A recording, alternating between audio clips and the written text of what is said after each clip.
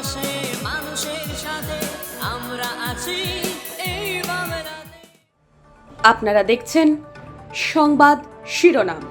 দেখলেন তো অনেক কিছু, এবার দেখুন নতুন কিছু। নমস্কার, আমি অনিশা আর আপনারা দেখছেন সংবাদ শিরোনাম।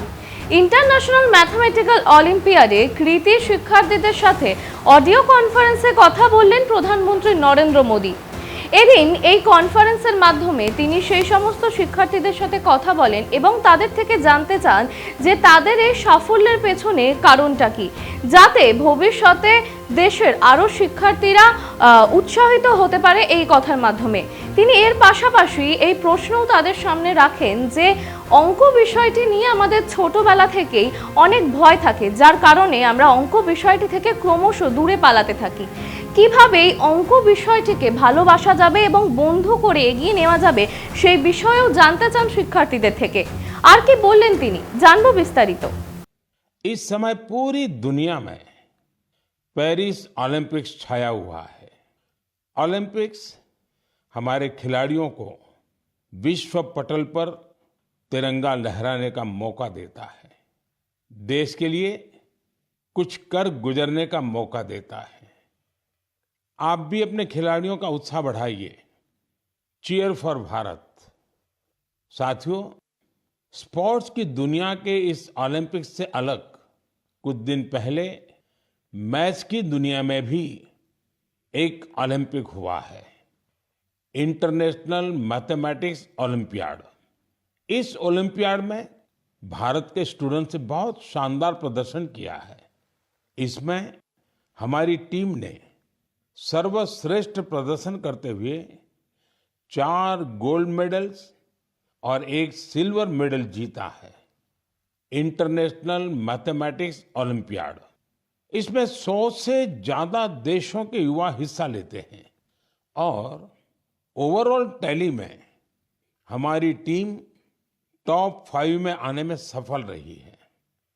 देश का नाम रोशन करने वाले इन स्टूडेंट्स के नाम है पुणे के रहने वाले आदित्य वेंकट गणेश, पुणे के ही सिद्धार्थ चोपड़ा, दिल्ली के अर्जुन गुप्ता, ग्रेटर नोएडा के कनव तलवार, मुंबई के रुशिल माथुर और गुवाहाटी के आनंदो भादुरी।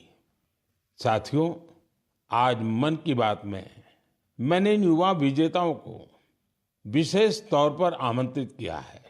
अच्छा, अब आइए हम आनंदो से बात करते हैं। आनंदो, आप अभी गुवाहाटी में हैं और आपका साथी रुशील आप मुंबई में हैं। मेरे आप दोनों से एक क्वेश्चन है। देखिए, मैं परीक्षा पे चर्चा तो करता ही रहता हूँ और परीक्षा पे चर्चा के अलावा अन्य कार्यक्रमों में भी मैं स्टूडेंट से संवाद करता रहता हूँ। बहुत से छात्रों को मैथ से इतना डर लगता है, नाम सुनते ही घबरा जाते हैं। आप बताइए कि मैथ से दोस्ती कैसे की जाए। सर, मैं रुशिल माथुर हूँ। जब हम छोटे होते हैं और हम पहली बार एडिशन सीखते हैं, हमें कैरी फॉरवर्ड समझाया जाता है, पर हमें कभी ये समझाया नहीं जाता कि कैरी फॉरवर्ड होता क्यों है। जब हम कंपाउंड इंटरेस्ट पढ़ते हैं, हम ये क्वेश्चन कभी नहीं पूछते कि ये कंपाउंड इंटरेस्ट का फॉर्मूला आता कहाँ से। मेरा मानना ये है कि मैथ्स एक्चुअली एक सोचने और प्रॉब्लम सॉल्विंग की एक कला है, और इसलिए मुझे ये लगता है कि अगर हम सब मैथमेटिक्स में एक नया क्वेश्चन जोड़ दें, तो ये क्वेश्चन है कि हम ये क्यों कर रहे हैं, ये ऐसे क्यों होता है। तो आई थिंक इससे मैथ्स में बहुत इंटरेस्ट बढ़ सकता है लोगों का, क्योंकि जब किसी चीज़ को हम समझ नहीं पाते, उससे हमें डर लगने लगता है।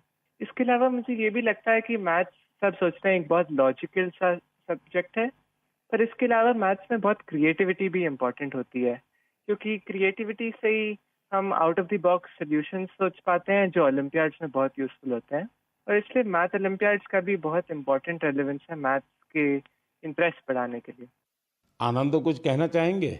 नमस्ते पीएम जी, मैं आनंद खैरव गुवाहाटी से। मैं भी अभी 12वीं कक्षा पास किया हूँ। यहाँ के लोकल ओलंपियाड में 6th और 7th में करता था, वहाँ से ही हुई। ये मेरी दूसरी आयामो थी, दोनों आयामी बहुत अच्छे लगे। मैं रुशिल जो कहा उससे मैं सहमत हूँ, और मैं ये भी कहना चाहूँगा कि जिन्हें मैथ से डर है, उन्हें धैर्य की बहुत जरूरत है।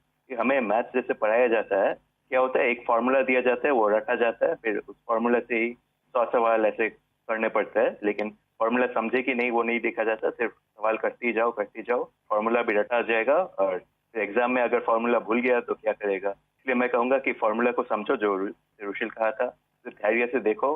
अगर फॉर्मूला ठीक से समझे तो 100 सवाल नहीं करने पड़ेंगे, 1-2 सवाल से ही हो जाएंगे और मैथ्स को डरना भी नहीं है।